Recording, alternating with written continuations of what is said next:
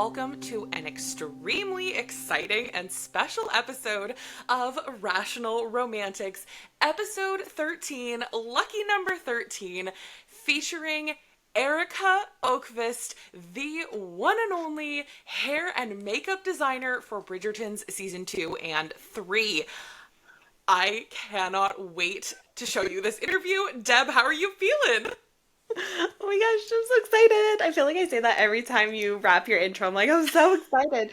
But genuinely, always so pumped to share our insights and everything about Bridgerton and everything else that we love, but especially today because this was a milestone moment for us, for the podcast, to have our first guest from the Bridgerverse, who's had a direct hand in, everything that we see on screen.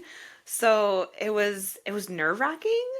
It was overwhelming, but like so easy to talk to. Like she was incredible and so sweet and so kind to give us, her evening to talk. And I'm just so glad that people now know that we had this conversation and now we can finally share it. Yeah, I felt like we were bursting at the seams to get to share this news because it was really such an amazing conversation. It felt so easy. Erica is such an amazing person to talk to, so brilliant, which we knew, but getting to talk to her semi in person, through a screen was just phenomenal. And I felt like we got to fangirl out with her, which was the best. Honestly, I did not expect that at all. You try and like go into something and be like, we're professionals here. Of course, we are professionals. But then like, yeah, we got to talk about the emotional support girl. You know what I mean? Like we went there and she's a fangirl. She's a big fangirl and yeah, it was really fun to talk to her about all these little tidbits. Yeah, so we'll stop teasing you guys with it because we're gonna dive into this interview. First off, though, we want to hit up a couple of updates in the Bridgerverse because we had some big news this week. So we got to talk about that first. Oh my gosh, yeah, we have to because there's a lot of speculation going around on whether or not season 4 is wrapped. Like I feel like we could do a whole episode on this because there's literally so many little Easter eggs around. But yeah, let's talk about why we're thinking that maybe it's already wrapped, or if not, it's wrapping soon. Yeah, for sure. And Deb, I felt like you did such an amazing reel. Like your points were so clear when you laid out this kind of case for why season 4 might be wrapped. So do you want to share that again? Because that just felt so brilliant. So tell us why we think this. Oh, thanks. Well, see, I did this reel because I feel like I was so busy and I had all this information to digest and like looking at it like on paper, I was like, oh, all these things kind of add up to probably being wrapped. So for me, I saw it as four different key points. First off, I remember seeing last week you shared a reel about what seemed to be like wrap gifts. So like little things that they were kind of wrapping up to give as gifts to, the cast, crew, whatever. So to me, I was like, we're not really going to be sharing a gift unless we already given it. Like, it feels weird to be like, look at what I'm doing. You're going to get a gift soon. Like, no. But maybe, who knows? So that was at the very least an indication that we were kind of nearing the end, if not already at the end. And then I was seeing some promotion about Luke Thompson's play that he is going to be in. It's the play has started today. On May 6th it started. It's going until the 24th and he is one of many guest appearances in this play.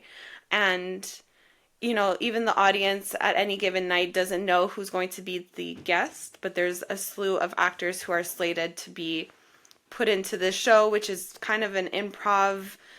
They're going in blind. So it's a really cool thing to be a part of, but it's just interesting to already be part of a new project if he's still filming season 4, which I feel like would take up a lot of his time and not really a time to start something else.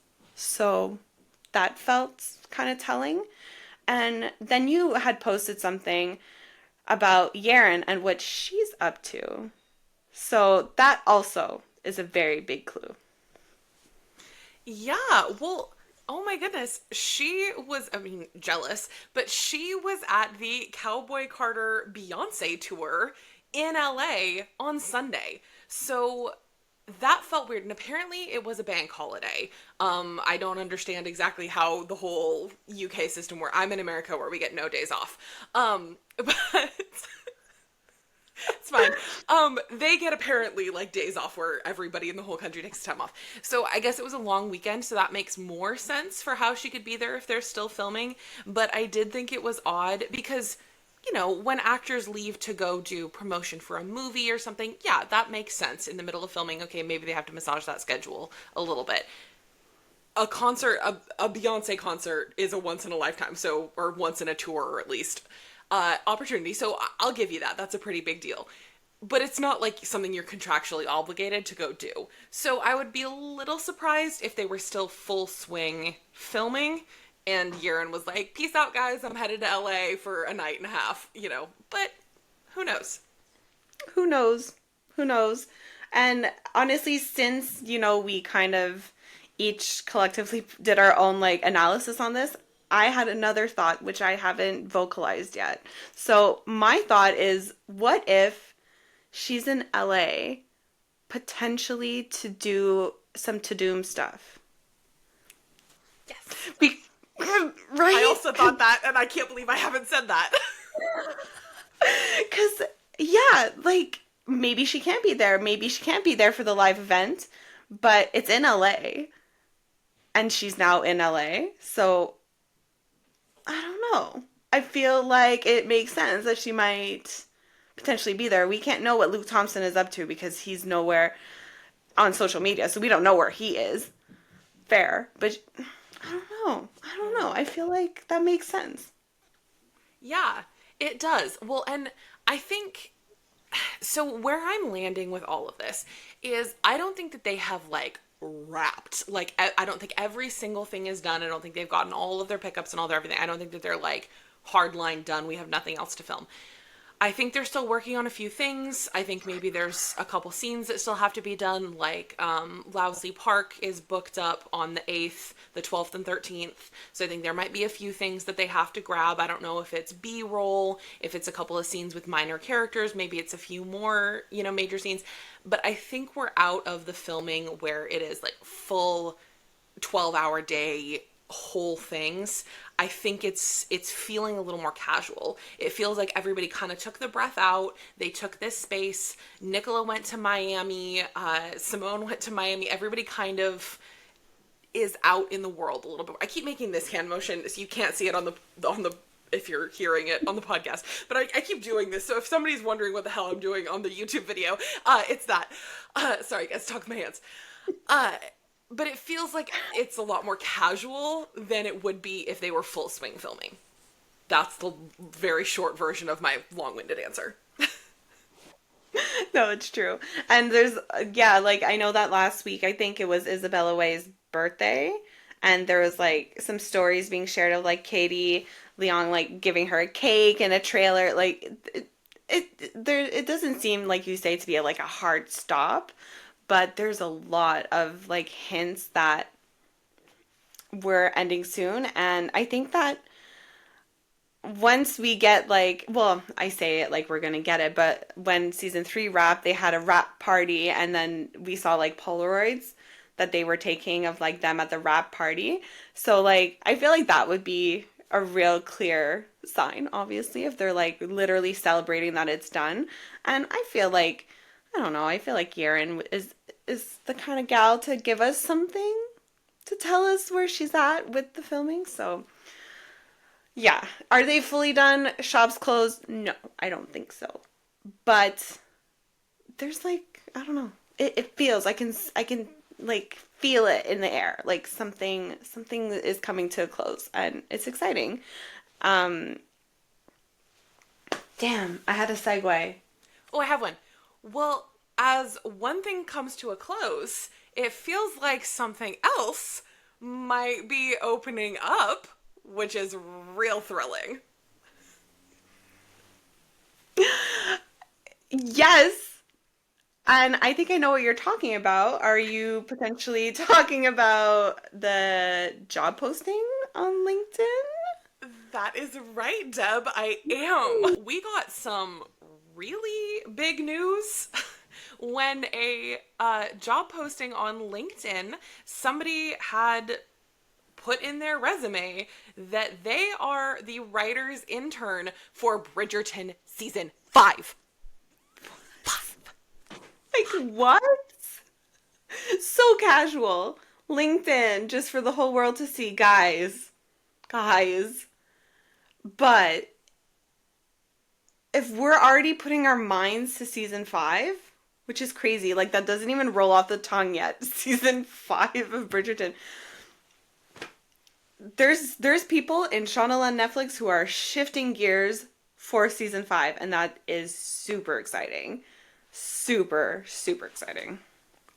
It really is. And it makes a ton of sense with Jess Brownell has said that they kind of know where they're going through season 6. Like, they have plans. Shondaland has always said that they want 8 seasons. And for what it's worth, I talked to somebody who knows somebody, and they said that they've known that they were going to have a season 5 since last summer. So all of those are good signs, because then they can clearly set up season 5 in season 4. So I'm just feeling good about it altogether. Yeah. Oh my gosh, that's huge. That's so huge. And like, yeah, they've definitely set up for it in season 4. How crazy to think that like it's already set in stone somewhere. Like, oh my gosh, I can't wait to know. But yeah, like full throttle season 5? Sure, let's do it. No, it's so It's crazy. crazy. Well, and it honestly makes me wonder, like, because we're, with To Doom in our heads, we're so like, oh, it's going to be a scene from season 4, something season 4. But, like, they could theoretically announce a season 5 renewal, a season 5 and 6 renewal. They could do anything. Oh my gosh, that never occurred to me. Yeah, they could. Yeah. They really could. Even just that would be so much information, like, to run with. Like, it doesn't have to be major, but a season 5? I mean, it's on LinkedIn, so why not? To do. Why Exactly. not? Craziness, but all very exciting. Okay, well, the last little piece that I did want to make sure we addressed is, and Deb, we do not talk about our very own Duke of Hastings very often on this podcast because, we don't have, him and Daphne on the show anymore, but we got to talk about Reggae Jean Page at the Met Gala because, oh my God. Yes. Yes, we were blessed. We were blessed with the devil yesterday. So you referred him to. Immediately, he comes out dressed head to toe in red. I'm like, oh, okay, well, my spicy romances that feature the devil now have a new casting. Like, Oh my gosh. Yeah, he slayed. Oh my gosh. He's so effortlessly cool. Like, he is such a cool guy. James Bond vibe. Like, could we please? Could we please? Yeah, he looked great at the Met Gala. I'm so glad that we got a little Bridgerton alumni at the Met Gala, and yeah, he looks so suave. So, yeah. so good. He really did. And that theme was absolutely made for him. I'm so glad that he went. He was my number one hope to be there because that theme was built for him. And obviously we wanted to see Nicola, we wanted to see Simone, all of those things. And it would have been nice. But Reggae was the one I was like, he has to go to this Met Gala. Because super fine, like all about black dandyism, tailored for you. That is the Reggae Jean Page theme if I've ever heard it. So I'm really glad he went. It's just really nice to see him out and about. And honestly, now that we've covered all of this ground, I think it's time that we jump into this interview with Erika Okvist. our new bestie, I think it's safe to say. We had a great time chatting with her. So, Cass, you want to introduce this little segment, this big segment, I should say? Huge, huge moment for the podcast. I'm Yes. so excited. We are beyond excited. I have like butterflies just talking about it. It's so exciting. One thing I did want to note really quick, before we dive into it, a couple times in the interview, Erica refers to season 4. She's actually referring to season 3 in that moment. She just had the mixed up on the numbers, which like happens. So Erica did let us know that she is not on season 4, but she still has absolutely incredible insights. We learned so much. So give that a listen because it's phenomenal. And we had a great time. Yeah, we'll see you on the other side.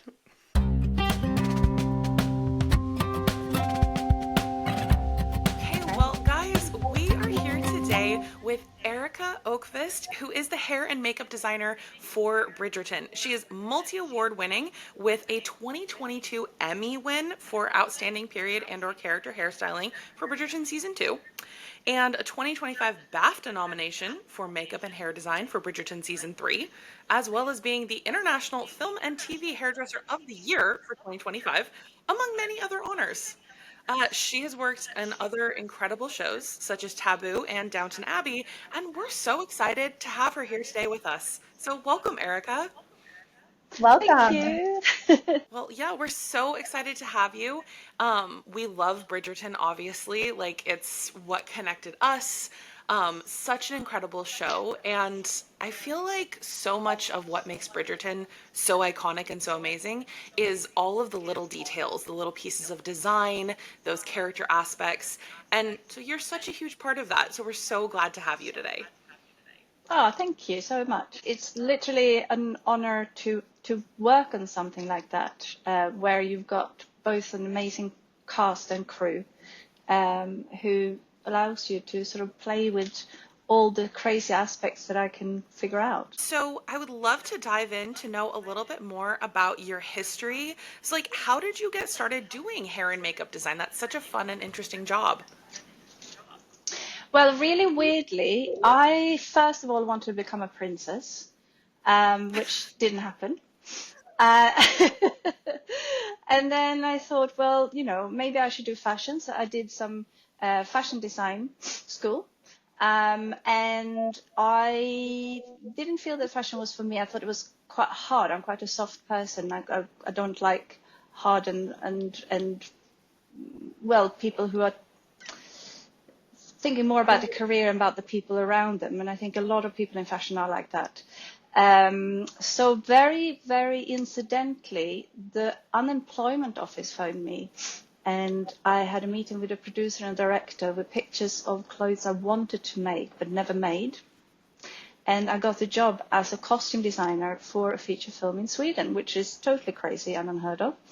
And I was so young, I was like in my early 20s. I just said yes. I wasn't scared at all because, after being in fashion, nothing seemed scary. And I just designed a feature film as a costume designer. And it was a coming of age film for young kids. And I did some really crazy clothes that then eventually just made it. And that was it. And that was how I started.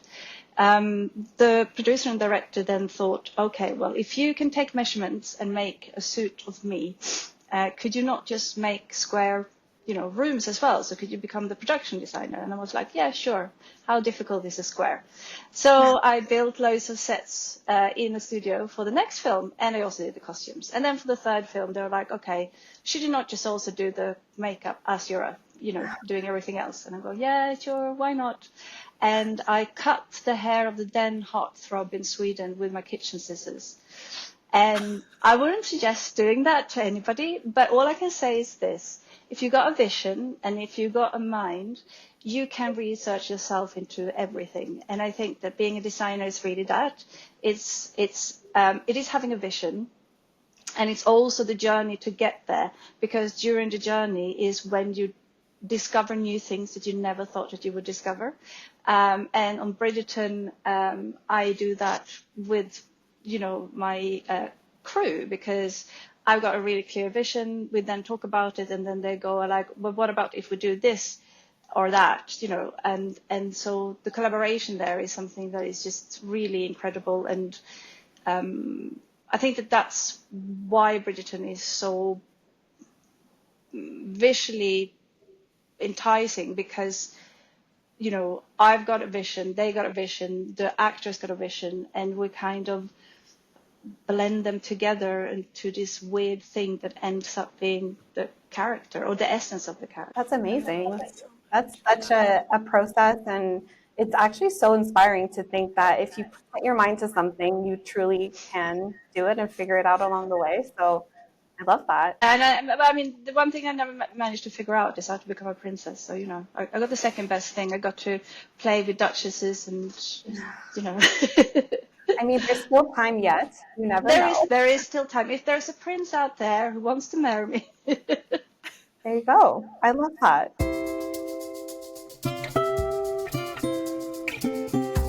Well, speaking of royalty, you have worked on Downton Abbey. So we're wondering, what did you love most about styling for that show, and how do you find it different than working on Bridgerton?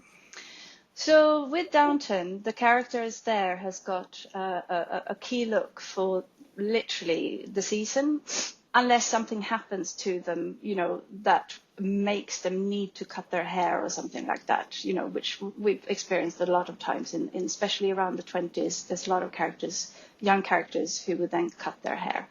But other than that, I mean, it's like the same thing as, think about your grandmother. She probably had the same hair from when she was 50 to, now. And in this older time, the older generations, as soon as you went past a certain age, you didn't necessarily venture out into like loads of crazy hairstyles or anything. You kept with something that was really sort of well known for you. And the only really changes that we had there was, at daytime you might put a cloche hat on, or a hat, or at nighttime you had some hair ornaments, and if there was a ball, then you put a tiara on. But the hairstyle would be the same, and the makeup goes along the same lines. Maybe if they're wearing a very pale dress, maybe we bumped up the rouge, maybe we had a different lipstick, but it wasn't anything that was like extreme. They just had a look that was their key look, their hero look.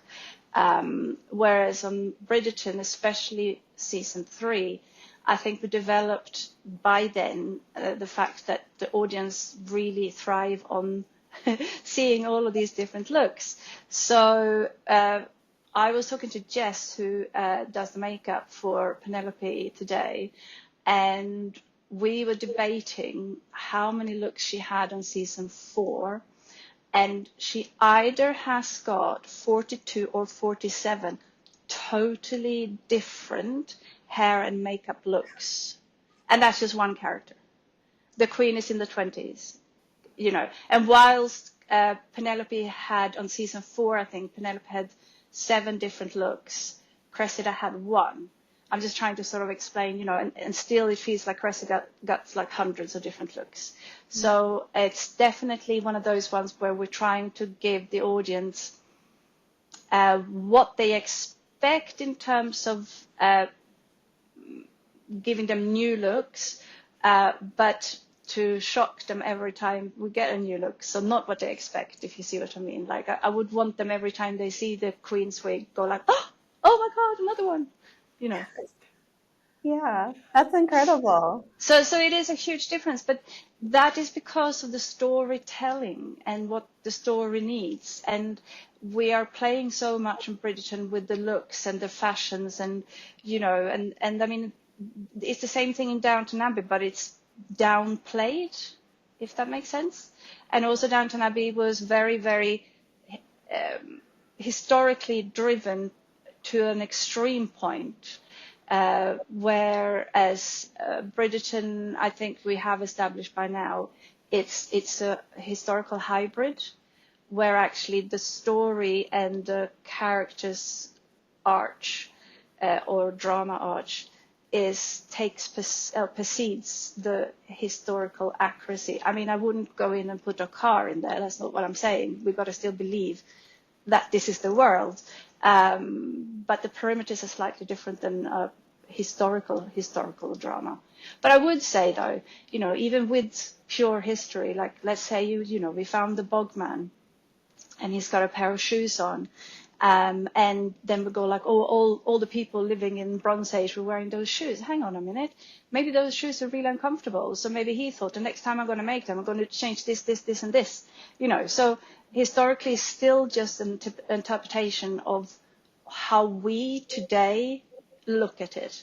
Like for instance, if you look at the film, let's say My Fair Lady, that's a 60s interpretation of the turn of a century, and it's absolutely clear that that's what it is.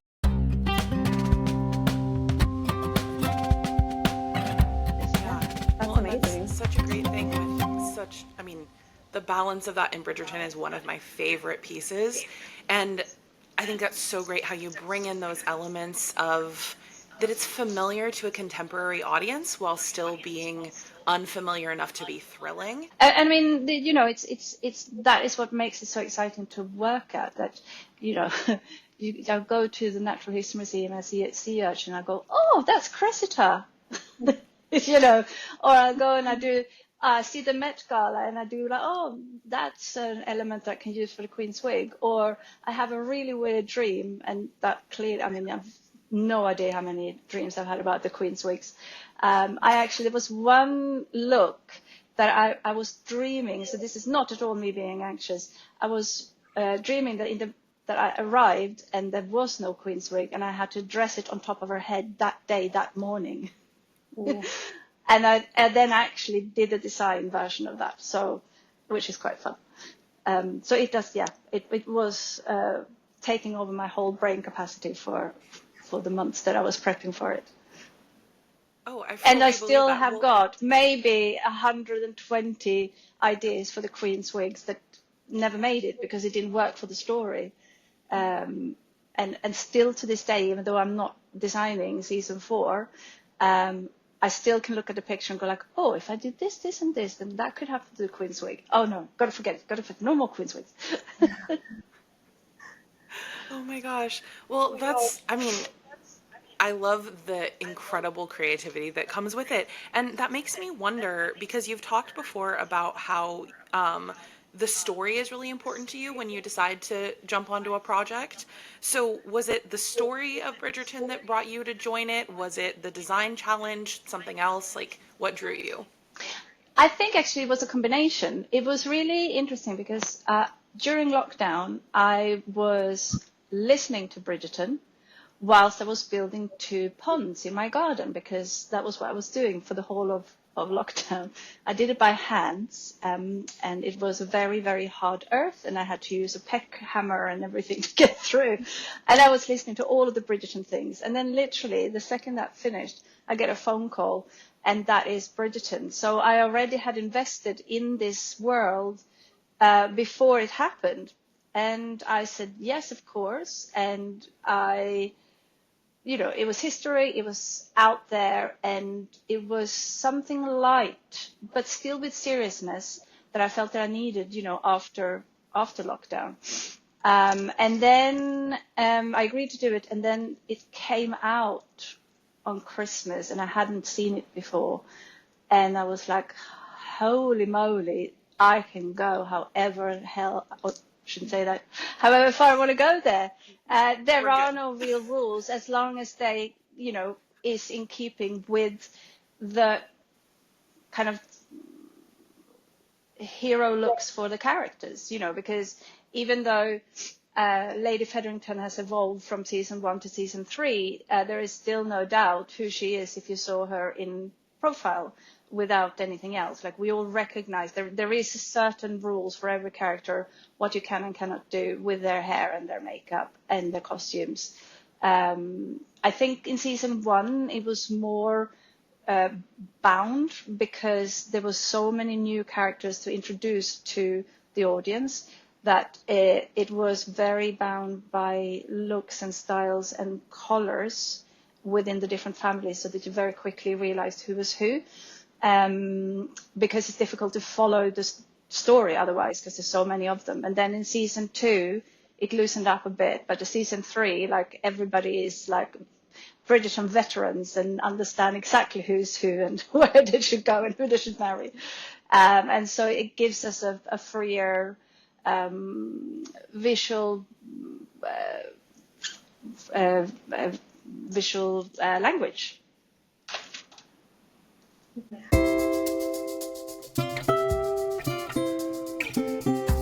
I feel like that's also a lot of different tasks and a lot of visions to keep in order.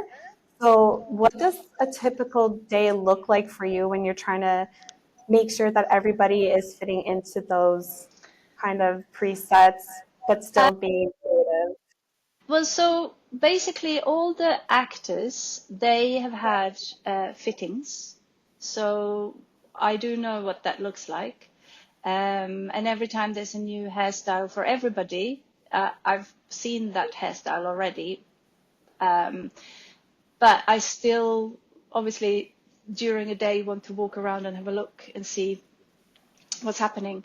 But in terms of crowd, they also need to have a new, which is another extra thing on season 3.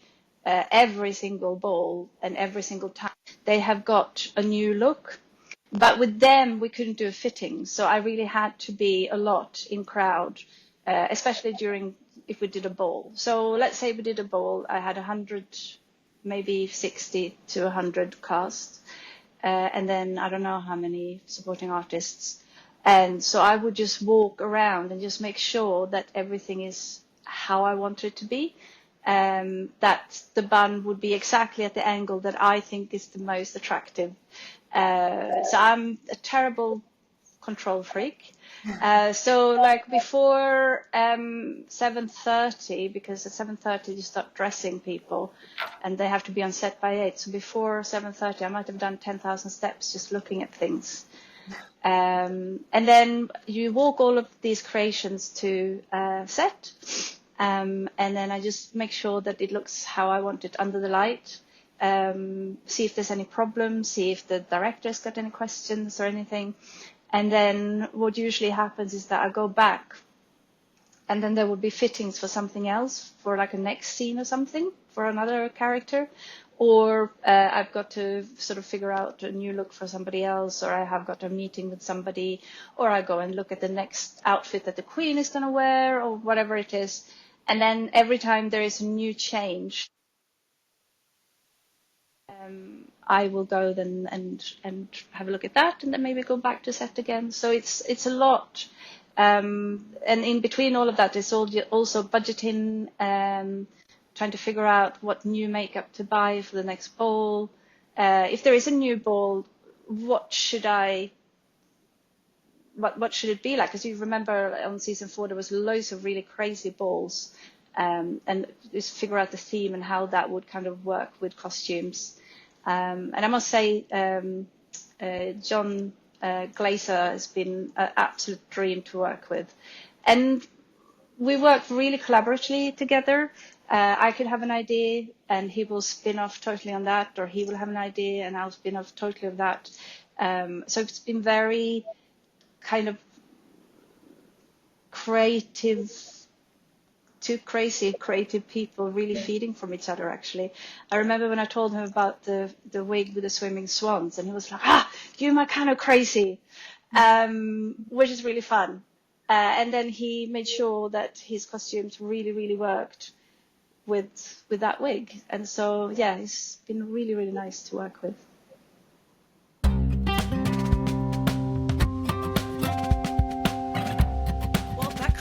Just exactly answered the question that I had next.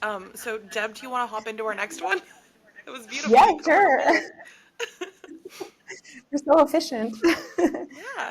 So I guess the next question would be, what is your favorite look on Bridgerton and what are you most proud of? Every new look is my favorite look, to the point where Golda, every time I did a fitting on her, she was like, oh my God, go on then, Erika, say it. And I go like, oh my God, it's just my favorite look ever. And I think that that's why I am a good designer. I get excited about every time there is a new look, regardless if it's for a man or a woman. and I think that the day where I'm not excited about a new look, I really should look for another job. And the thing that I'm most proud of is my team, who's been doing an absolutely incredible job, working so hard and tirelessly with keeping things, I would say, flawless. Their attention to details, and to be that awake for so many hours that they look as good as they do. When an actor comes in at 5 o'clock in the morning and finishes at 7, and you wouldn't even know that they're like, really tired, have just flown in from an interview in LA. I mean, you name it, and you wouldn't know it. And I think that's what I'm most proud of, is my team. You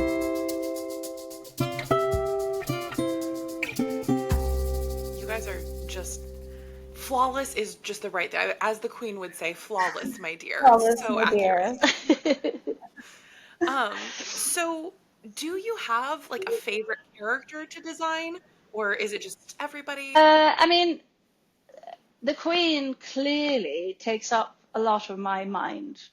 So I would be lying if I didn't say that I think about her the most, which is true. But I also love, the visual journey that Penelope did. I mean, I love that. She had, like, again, I was talking to Jess about it. She had about 6 different stages in season 4. But even her travel from season 3, even her journey from season 1 to season 3, I find really interesting. And I think that that type of storytelling takes more cleverness than the Queen's wigs, because they're just beautiful the way that they are, and we expect certain something. But the journey that Penelope had is quite substantial and really visual. And I think even if you didn't see everything that happened to her visually, you can understand what she's gone through with just looking at the different pictures in order. And I think that that's fascinating, to visually orchestrate a journey for a character. Yeah, That's so true. amazing. And it's very interesting that you highlight Penelope, because we've got a little bit of a whiplash look from Penelope in what we've seen so far for season 4 in a blonde wig. I have no idea what they're doing because I'm not there. The designer is doing it now. It's all in her hand. It's all of her world now. She's the goddess of the visions of season 4. And I feel that because when I did season 2, I pretty much knew exactly where I wanted to go with Penelope in season 3. And a lot of the wigs that I have on the Queen in season 3, I had already designed in my head in season 2, if that makes sense. So I feel like I've done what I need to do. I created that character, and she always was the one that I wanted to see through. She's home now. She is the mother. She's got her happy ending for her, hopefully. I mean, I don't know what's happening in season 4, God forbid. But I think that I feel like I sort of put her into safety. She feels like she is in a safe space, so we love that for I her. know she is. You do fall in love with these characters so much. And I tell you another thing that I really, really think was just felt so nice for me, because again, I feel that this industry and all industries, we need to sort of lead with kindness. And everybody has just been so annoyed with Cressida and like, what a bitch. And then we learn her background, and suddenly it's just this thing that I think that we all need to just go back to every single time when somebody behaves badly. Why is this happening? Why are they doing this? I don't mean that you are going to be taking shit from people. That's not what I mean. But I'm just saying, like, you just don't know the journey that other people has had to take and what made them the person that they are. And I think we should just be really mindful of, even though she's just a fictional character, I now feel really protective of her. We really should be careful about how we speak about people. Completely agree. And we love Cressida on this podcast. We believe in a We do. redemption arc and all the things for her because, yeah, it's so amazing. And I think a lot of her vulnerability and stuff was communicated so well through that, which actually kind of connects in my head weirdly a little bit to Kate as we saw her kind of soften a little bit in season 3. And so with you designing, for season 2 and for season 3, how did that journey go with Kate? Because Kate's my girl. I'm a Kate girl at heart. So Kate, I thought, was really interesting because she was not the archetypal Regency woman to begin with at all. She probably in the beginning did her own hair, and then we're trying to keep it within the Indian culture. So she gone out riding, braided her own hair and then she gone in with muddy boots to see Lady Dunbury, but she managed to sort of quickly pin it up. And I think that was really important, that she was a non-nonsense girl and she had her own agenda. She wasn't going to be trapped in this kind of, dare I say, mouse trap that women were in those days. That was not her thing. She was not going to do that. She knew what she was going to do. And then how love ultimately softened that kind of hardness that she had, because I think she was slightly cynical as well, a little bit, because in a way she would have been a brilliant man in those days, if you see what I mean, because she had a lot of knowledge, and that type of knowledge maybe wasn't as appreciated if you were a woman. But then, of course, Anthony accepts her absolutely as she is, and then you don't need to have that kind of protective shield anymore, and she can let her hair loose, as it were.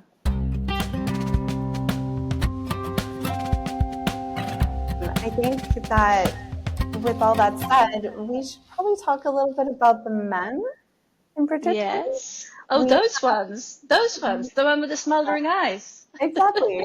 We gotta talk about them. Right. Specifically of Colin in season 3, we've seen some changes in his hair, and the fandom has dubbed his emotional support curl as an unpaid actor. We definitely love when he comes undone. I have got, first of all, he's gone away and kind of not totally found himself, but he's certainly grown up, and that also happened to our actor. There is another year on, and men lose some tissue in their face and they become more square, and that is exactly what happened with Luke. But also on all the styles we had on him before, we enhanced roundness. So we had the round hair, you had the round, and like you got the collars with the round cravats and stuff like that. Whereas now we kind of had more of a square hairline on him, and that emotional curl that you talk about. I mean, that's a little bit taken from one of my favorite actors.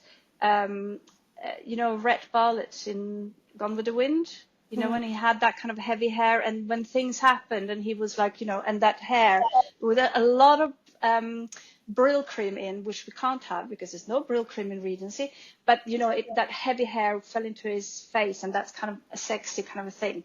So it's a little bit like that in the thought process.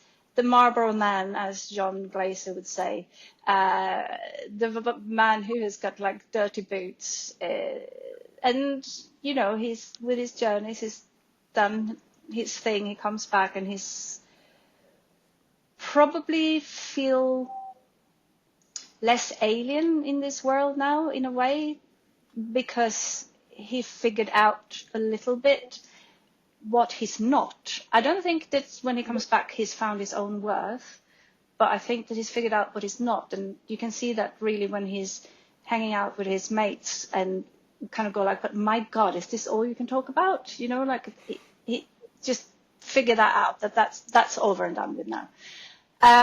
So that was that with him. We will never forget the time where he came in for a fitting and he was wearing his sexy coat, you know, the one that he comes in when yeah.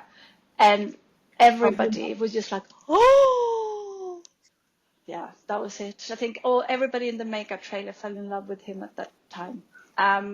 So yeah, it is that. And I always said, I mean, if you look at him, his face to begin with already is just like an actual, in a best way positive, cartoon hero. Like if you could see him as Clark Kent, do you see what I mean? Like he's got the perfect hero eyebrows, right? His cheekbones are just about perfect. You can cut yourself with them, but they're not like hard but you know, and then his jawline as well is totally square. I mean, he's just perfect. I think we can all agree on that, yes. Yeah. We absolutely do agree. And so I feel like I have to throw that in there because speaking of perfect men, I'm going off script off of our questions, but I have to talk about Jonathan Bailey because speaking of perfect men. Yes. So Yes. what was the idea of like styling Anthony as he headed in between, I mean, obviously he's going through huge changes between season 2 into season 3. What was that thought process like? And what was it like styling Jonathan Bailey? Well, I mean, he is, well, well, they all are, but what a lovely person off and on camera and what he does in the world as well. As well as Nicola, may I add, taking the stardom and making sure that they are helping.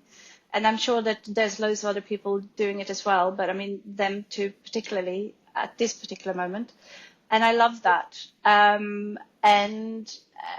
With Jonathan, obviously, he was working on other things as well at the same time, involving certain green people. So we couldn't really do too much to him. But in general, what we figured out and what all the men in Bridgerton has figured out is that they all like to have their lashes tinted and their eyebrows. And when we first did it on every single one of them, they're like, oh my God, it's too much, I can't have it.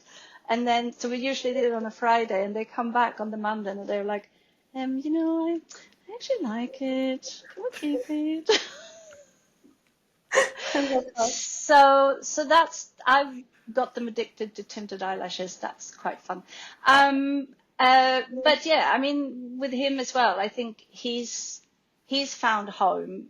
If you're thinking about what happened with him and his father, where he kind of had to bear a burden that maybe A, he was too young to bear, but maybe B, he didn't have to bear because Violet was there as well and could have helped him, but he wanted to take that responsibility.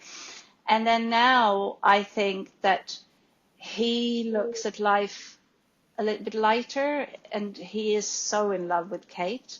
And I think he doesn't take life as serious as he did before.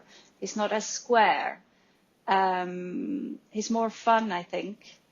And also I think that he doesn't look at his mother as maybe as weak as he thought. Because I think that that's what he thought, you know, in the beginning when his father died and she just given birth. And he's like, oh my God, I have to take care of my mum now as well. Because she's,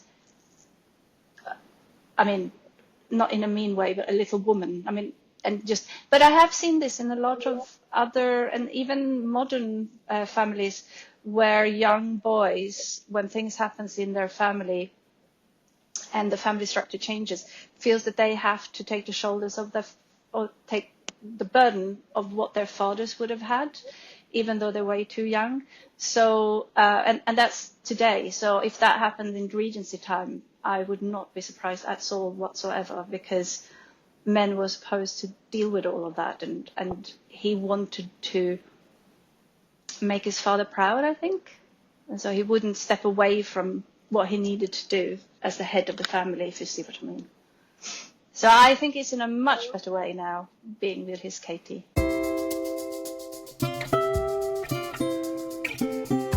I think that what we would really love to talk about is the final ball of season 3, because there's so much glamour at the butterfly ball, so much modern twists and turns, and we especially love the red lip for Penelope at the end of season 3. Can you tell us a little bit about that choice? So that's, I mean, obviously, we all know that it would not have happened in Regency, that color, but it was a stroke of geniuses from Jess, because, first of all, with all the clothes that she's had before, being all orange and yellow and all those kind of colors, she would never been able to wear this type of red. But now that she's turned into a proper old Hollywood siren, the red lip was totally appropriate. And especially as she is there to speak the truth, the lips needs to shine. And that was Jess's absolute genius idea. And I think that it's the most red that there is in that whole ball scene. And I think that it really reads. And again, it's one of those things that I really love, where you enhance the storytelling with something visual. And I think that her red lips absolutely certainly do that. She tells the truth. She is bold about it. She's not apologetically about, she is who she is. She's done what she's done. She's not backtracking. She stands up for it. You can say, I'm sorry, but she's absolutely standing up and saying, this is me, I did it, and I'll take all the blame. And she did it very elegantly, and I think that is what the lips kind of embodies. I mean, both the color and the shape, really, because they were slightly more diva-ish, if you know what I mean, or slightly more old Hollywood than they've been before, I think. Mm-hmm. I love that. I love how you say that she was about to speak the truth, so her lips better shine kind of situation. Like, that isn't, I never thought of that, but that's incredible. But I think it's like with everything, there is that ball when she's dancing with, I don't remember who it is that she's dancing with, but she's got gemstones around her eyes. And, that is to catch his, so that she can look into his eyes. What do you want to do next? You want to kiss me? You're going to take, all of this makeup that she's been wearing, there's been an absolute deliberate decision what she's been doing and why. Because in the beginning of season 4, she knows she's not going to get Colin. So she's got to figure out how to get married, because it's a practical thing. She cannot be unwed, because unwed women can't have their own income and blah, blah, blah, blah, blah. Well, you all know. And so she needs that so that she can continue doing her writing, which is who she is. And if she can't have Colin, that's all that she is.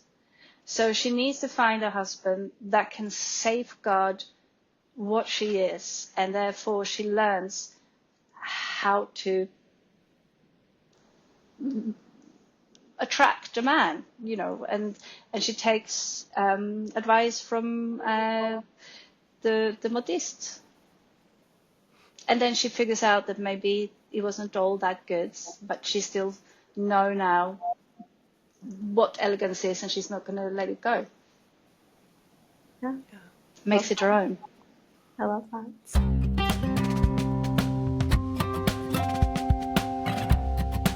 Too about she has this old Hollywood starlet siren glamour, and you touched on it before too, but I'm really fascinated by, like, how do you find that balance of keeping it so that it still feels historically inspired, historical, but those modern elements? Like, where is that line for you? How do you find that out? Because it's so unique in Bridgerton. I love it.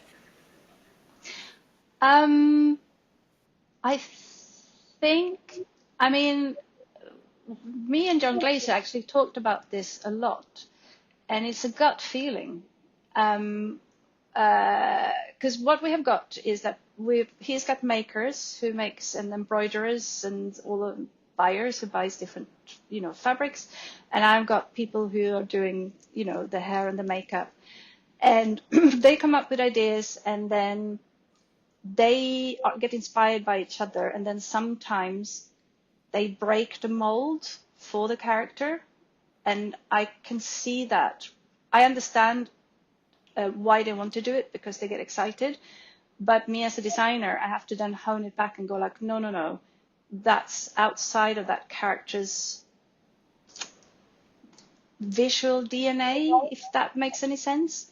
Because if you are making it too furry, if you going outside the edges too much, everybody's going to end up looking like each other, and that's because we want everybody to shine as much, but still feel that they're totally different types of fruits, if you know what I mean. We don't want 5 pairs, and because then they will be boring to look at. So it is an absolute balance, but I can't put a finger on it. I can only see it and say, no, no, no, no, no, that thing doesn't work. We've got to add this thing, or if does that make sense? I can't really, and he's the same. It's like, I have no idea. And we were talking about, when we were interviewed for the press junket, everybody asked about these sort of like Easter eggs, and a lot of them we don't know about because we don't get all 8 episodes. I get the 2 first, right? So whatever Easter egg I lay there, if that hatched somewhere along the line of the story, then it's A, either pure luck, or B, like me and John want to think, that we just got a gut feeling about it. So, yeah, that's the thing. But I mean, I know the world so well now, working on it for 2 seasons, and so you just know what feels right for the characters within the world that I've been part of creating. And then, and it's like with everything else, every season is a new season. It's the same thing, like Kim Kardashian wouldn't be caught dead looking like she did last London Fashion Week, and that's exactly how we need to look at Bridgerton. Every single season, it's not that anything is better. So every season, it's something new, because that was their thing. If you're wearing the same bloody dress or the same makeup or the same hair, you'd be the talk of the town, but not in a good way. So true. That's true. Lady Whistledown. Mm-hmm. She's gonna That's get you. amazing.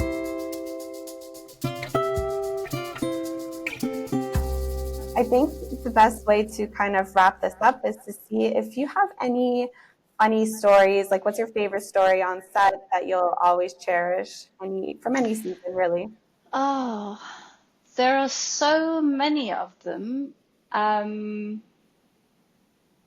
I think just like how kind the cast is with each other and caring with each other, and helping each other out, alongside with my team helping each other out, and the costume, especially, where we cross over a lot, like the Queen, for instance, the dresser for the Queen and us with the wig and all that kind of stuff. We have to have really care for each other and help each other out. And, if there's somebody who's slightly behind or whatever, then we hide that by, pretending that we need to do something. Do you see what I mean? So we just hold each other's back as much as humanly possible, because the hours are hard. The job is hard, and, we are working in the film industry. It's not art, it's an industry, and an industry means that it has to be efficient, it has to, be as quick as possible, it's all of those kind of things that we are restrained within, because it is an industry, but we are artists. So it's very, very difficult road to walk on, if you think, because they're absolutely the opposite of each other. If that makes sense. It does make sense. Absolutely. That's beautiful.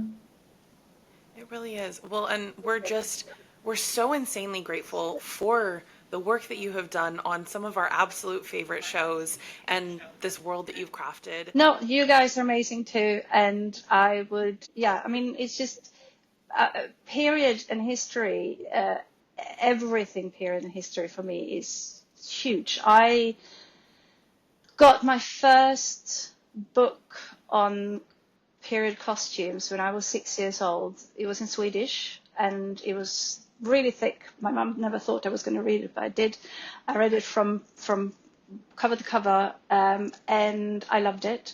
And the first thing, and I'm going to direct translate it, but it absolutely just made me feel how period is. It's like it's man describing a woman coming into a castle, and it is 1500, so Elizabethan time, or maybe slightly earlier than that. And he says this woman entered the room in a dress made of velvet that didn't yet have the beautiful color of age. Now that makes you both smell and think. And I think that's where my love for history came. And so, I don't think there is a history book or a costume book or a hair book or anything with history and paintings, period, that I don't have. I mean, I'm obsessed. And that is why this is so fun, because every time you do a job, you do new research and you do it so deeply. I can read books with no pictures where it describes how people would dress themselves and do their hair and makeup in Regency time. It's not just the pictures, it's the description of it. And then you take bits of that. And funnily enough, I mean, if anybody's seen Taboo, that's also set in 1814, 1815 in London. And it's kind of the same people. We've got some rich people. There's some underbelly of the London, of course, but there are some rich people. There's also the royalty. And the research pictures from the Regency time that I used are exactly the same as I did use for Bridgerton. But because of the storyline and because of what the character needed, the outcome design-wise couldn't be more different, even if you tried. I mean, they're miles apart, but it is the same year. And I find that incredibly interesting, that you can take all of this historical inspiration and information, and then yet, because of the story that we're trying to tell, the worlds are miles apart. Yeah, it's amazing. And such artistry in that. That That's is so great. amazing. I love it. It makes me want to go buy history books. Oh, I mean, I live in the just like, if I could just be in a library a whole day and then just have wigs next to it in another room, that would be, I mean, you never have to see me. I just get Deliveroo. I never leave my house. I think that's a perfect way to end. It's a high note of like beautiful artistry and figuring out how to dive into these worlds. So we're really grateful.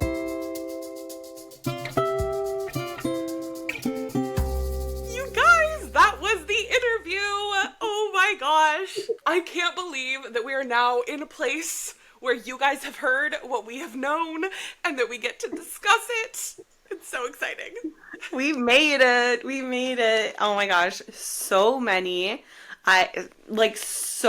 things to talk about, but we've kind of collected our highlights that we really want to touch on, because oh my gosh, the whole conversation's a highlight, but there are little things that we were so, like, it was almost like an out-of-body experience to be talking about these things with her.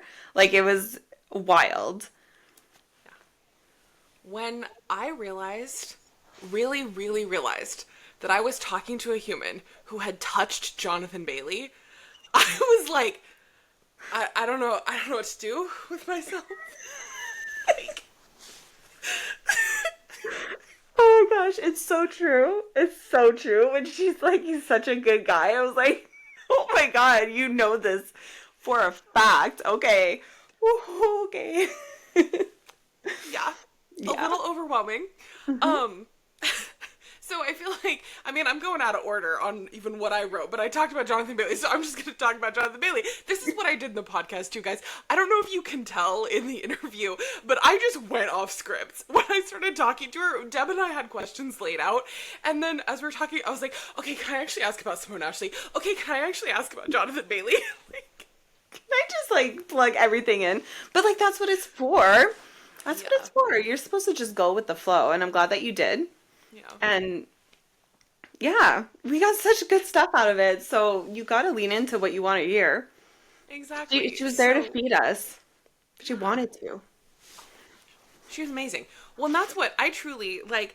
For Anthony, I could not believe. Okay, I feel like I had thought that I have had every single thought you can possibly have about Bridgerton season 2. I didn't know that there were any new ones to occur to me.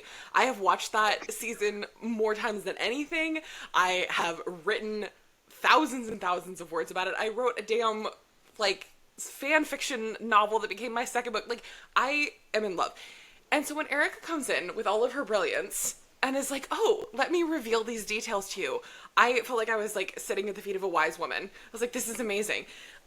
So when she talked specifically about Anthony and his perspective after losing his dad, and about kind of seeing his mom as like a little bit of like the little woman that he needs to take care of, I thought that was really fascinating. And I think it's an interesting way that there's this like a bit of layer of resentment between Violet and Anthony that I think I could see a little bit in season 2, but now I like need to rewatch with that in mind, because Anthony has wanted to take up the mantle of his father, but he's also so young, and there has to be a piece of him that hurts and is kind of angry and sad and all of these things that he's been forced to do this, and that his youth sort of got robbed from him, while at the same time, like, Violet has to be kind of uncomfortable with the idea of watching, you know, her son being asked if Violet or the child should die. Like, her son is making these decisions, and he's taking Edmund's place right after Edmund died.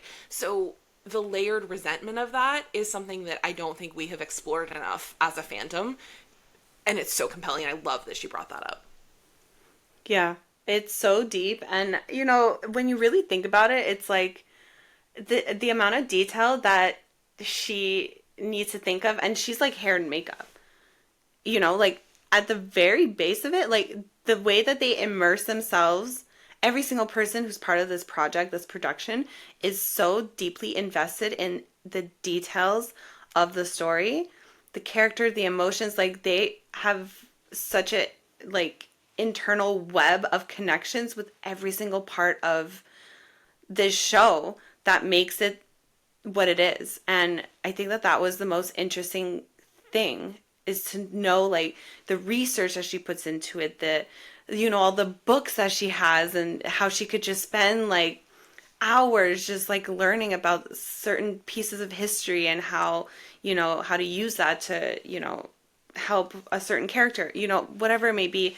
And it's just, it's not really surprising, because like it's so well done.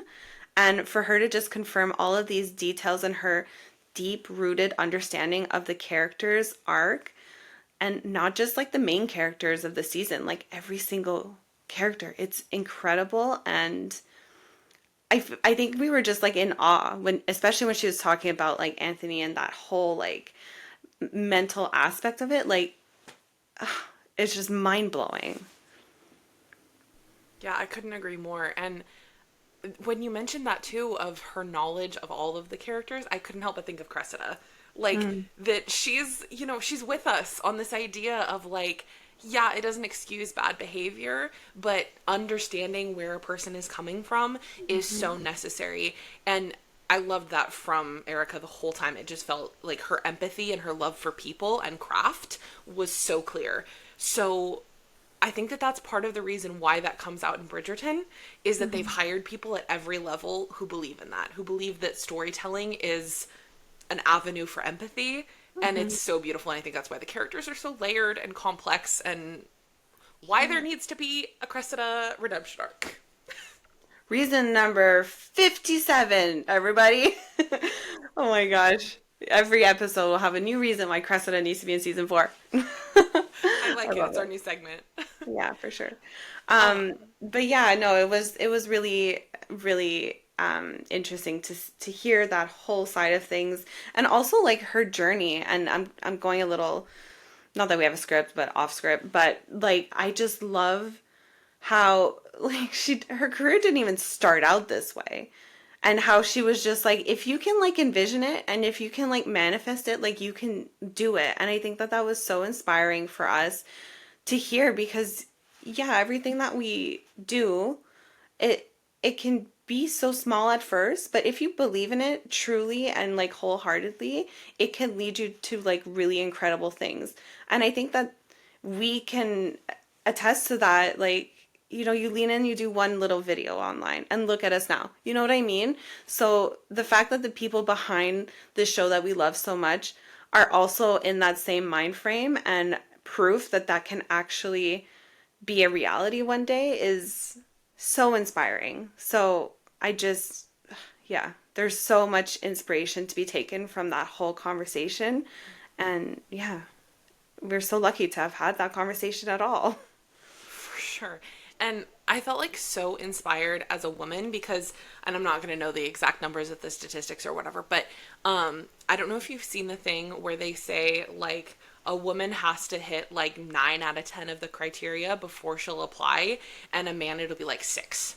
Yeah. And I felt like Erika was this big encouragement for women to apply with the 6, where she was like, because she did fashion, and then all of a sudden she turns around and she's cutting Sweden's heartthrob's hair with her kitchen scissors, because they're like, oh, you can design a set now, and you can do hair and makeup, and you can do these things. And she's Yeah. like, what? Like, it's just 4 walls. Like, what? I can do that. What? Like it's hard? Yes, it's so badass. She's a badass. I love her. Oh, yeah. I loved her. I love everything. Everything.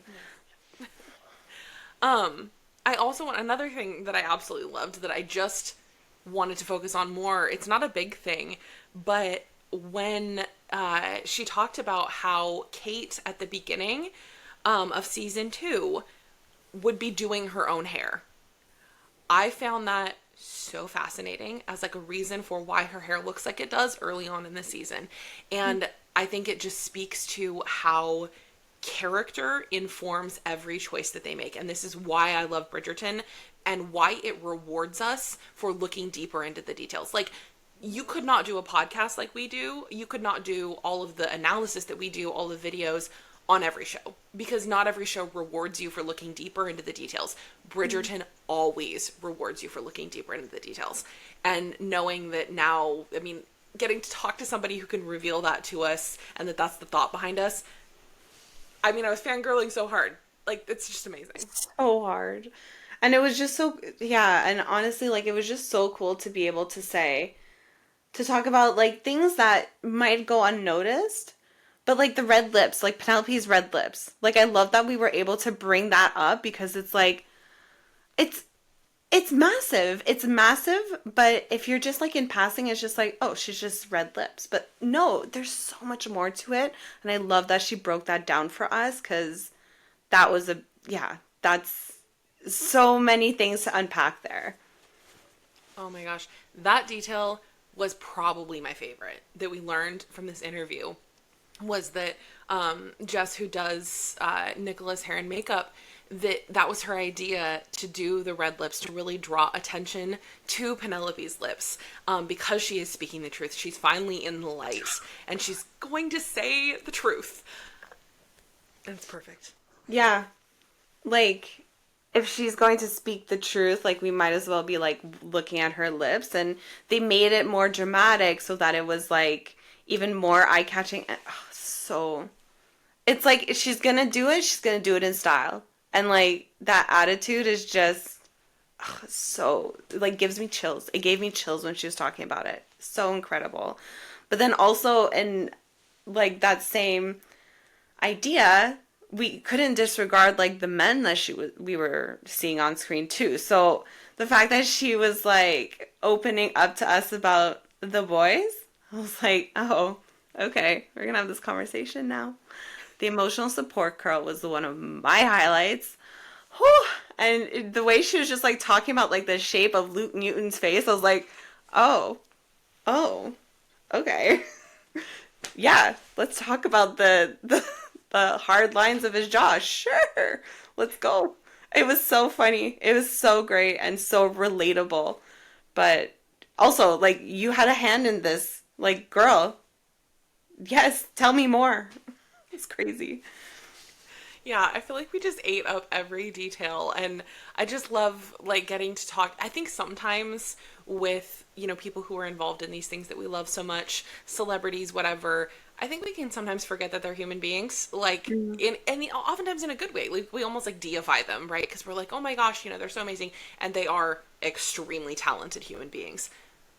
But like, she's just a girl standing in front of a boy thinking he looks hot in a pirate coat, like. Oh my god. Oh my god, that's so funny. I mean, fact. She really just is. She is all of us. Oh my god, that's so good, Cass. That's the highlight of the episode. Thank you so much. That's our tagline. Okay. That's it, you guys. That is our amazing interview with Erika Okvist. She was incredible. We just want to say thank you again to Erika for joining us on the podcast. I know that I speak on behalf of Cass, and I'm sure everybody who's listening, how grateful we are that you joined and that you took the time out with your little puppy in tow, like, to hang out with us and talk about all things Bridgerton. Yeah, we are just beyond grateful for this incredible opportunity and such a great time. And guys, we're going to be picking back up with more An Offer from a Gentleman next week. We will be reading chapters 16 through 20. It is our second to last week, our penultimate An Offer from a Gentleman episode. So read along with us and join us for all of the deep dives and all of the banter and all of the crazy tangents that you never asked for but you are forced to sit through. We love you very dearly, and join us next week.